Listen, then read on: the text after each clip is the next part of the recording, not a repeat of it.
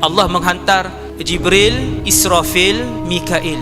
Malaikat pun turun. Bila malaikat turun, dia turun dengan rupa manusia yang paling kacak sekali. Para malaikat ni bergerak menuju ke Sodom. Bila sampai, mereka masuk kampung tu, orang tak nampak lagi. Mereka menuju ke ladang Nabi Lut alaihissalam. Nabi Lut sedang bekerja. Kemudian malaikat-malaikat ni minta, wahai Lut, kami nak tumpang di rumah. Nabi Lut alaihissalam tak tahu 3 orang ni ataupun 2 orang ni malaikat.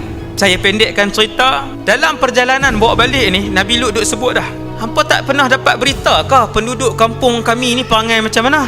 Demi Allah, kata Nabi Lut, tidak ada yang lebih keji daripada perbuatan yang dilakukan oleh penduduk kampung ni. Kalau orang daerah kami ni tahu hampa mai sini, akan berlaku bala yang paling besar. Maksudnya masalah yang paling besar.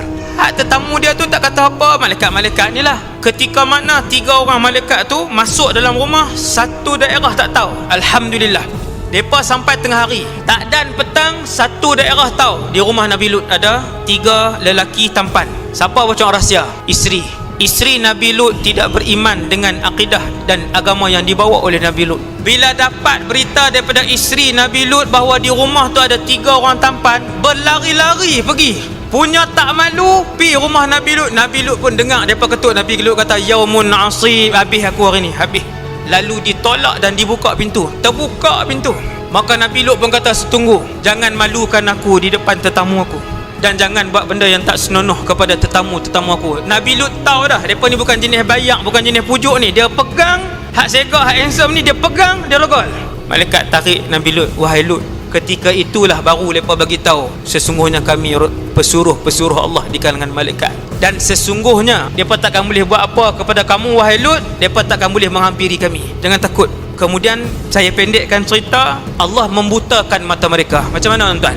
Iaitu Jibril AS diminta izin dengan Allah, ya Allah, izinkan aku untuk menurunkan azab kepada mereka hak dalam rumah ni, hak subuh sampai masuk dalam rumah ni.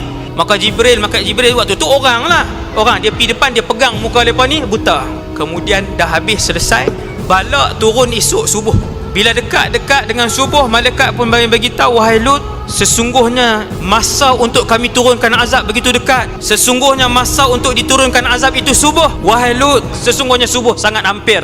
Keluarlah kamu dan ahli keluarga kamu. Dan kata para malaikat, wahai Lut, ketika kamu keluar nanti, jangan pandang ke belakang, kerana azab yang kalau kamu tengok lagi, menggeletar tubuh badan kamu. Tengok azab tu. Mula-mula Allah sebut dalam Quran, dia turun sayhah. Sayhah ni suara dia mai, tuan-tuan, bila mai suara gerun daripada langit, dia mai pung. Suara tu bingit didengari oleh seluruh penduduk Sodom tersebut. Dah turun satu suara yang kuat mai ke bawah tu. Kemudian Allah arahkan Jibril untuk mula azab yang kedua, iaitu bumi tu cungkih, hak bawah tu naik ke atas, hak atas tu pi benam ke bawah. Cungkih, lepas tu angkat, lepas tu hempak. Kemudian kami turunkan juga hijarah mandud, batu-batu daripada langit yang bakar siap-siap panas. Bakar tu dia turun, boom, kena tubuh badan. Itulah bentuk azab yang sampai malaikat arahkan Nabi Lut dan beberapa orang yang selamat tu untuk keluar dan tinggalkan, dan jangan paling ke belakang. Sekadar tu dulu, insya-Allah. Moga-moga kita ambil iktibar daripada apa yang dilakukan oleh umat Nabi Lut alaihissalam dan apa balasan yang didatangkan oleh Allah apabila mereka melakukan perbuatan tersebut.